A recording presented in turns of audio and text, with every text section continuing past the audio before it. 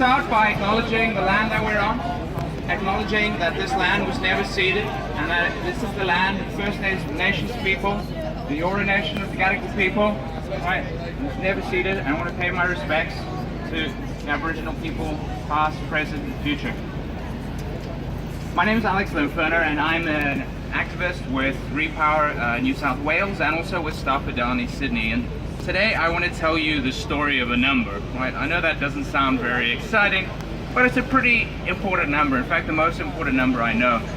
And that number is 1.5 degrees Celsius above pre-industrial levels, right? You see, my family comes from the small island nation of Mauritius.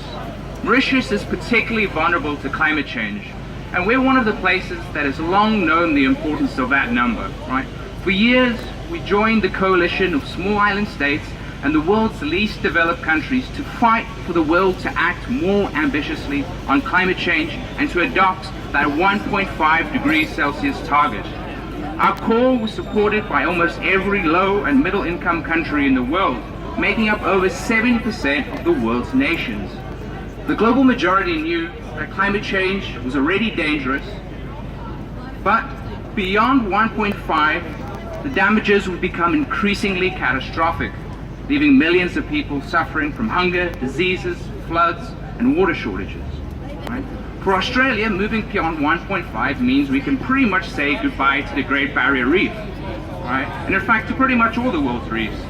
In North Australia, you could see 60-day-long heat waves, crushing heat waves. And like so many injustices, these impacts would fall most of all on Indigenous peoples, like the first Australians on whose land we stand today. The UN body responsible for reviewing climate science just released a draft report on whether we can meet that 1.5 target. And it says if we're lucky, we have a small window left, but we need to act quick. The EU member countries are recognizing it, and they're calling for us to act in line with 1.5. But Australia, well, not quite. The Turnbull government's target of a 26% reduction by 2030 is inadequate according to any recognized conception of justice. That's according to the Australia Institute, right? Now, Labor isn't doing that much better. Their 45% reduction target is 20% below what's needed to get us to that 1.5 target, right? Shame on them, right? So we need Australia to get 65% below by 2030 and carbon neutral by 2040, not 2050 like Labor wants to push us, right? Key to hitting those targets is what the Repower Australia and the Repower New South Wales campaign is calling for, which is a just transition to 100% clean energy by 2030. Right? That means no new coal. What does that mean? What does that mean? One more time? No new coal. That's right, no new coal, right? And it also means phasing out coal power in the next decade, right? That's right, that's right. Now, the coalition, on the other hand, is trying to build a new coal plant, right? And they're trying to lock us into a disastrous policy that would see us getting only 23% renewable energy by 2030. That's a quarter of what's needed, right? The coalition's target is worse than doing nothing. Even market forces would get us to 45% by 2030, so they would lock us into worse than markets would do, right?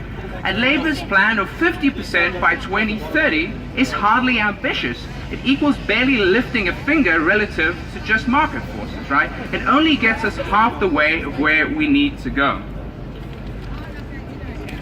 Now, politicians like to tell us that we can't get to 100% clean energy, but if Labor politicians walk just 20 minutes down the road to the University of Technology, Sydney, they would find researchers there that could tell them that we could get every single Australian household and business on 100% clean energy by 2030.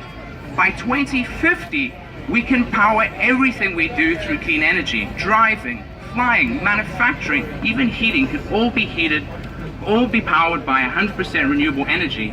And what's more, the researchers said that by doing that, we can save $20 billion a year, right?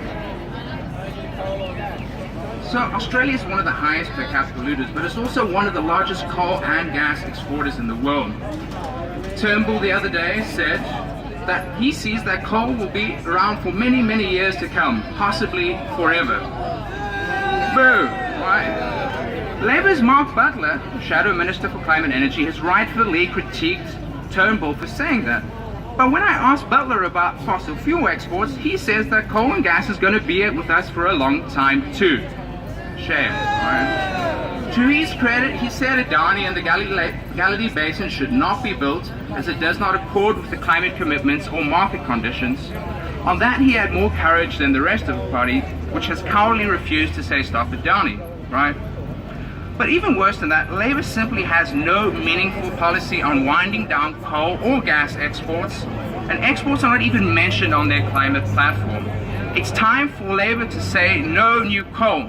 What do they need to say? No new coal! What do they need to say? No new coal! And also no new gas. I heard some first caller for that. No new gas!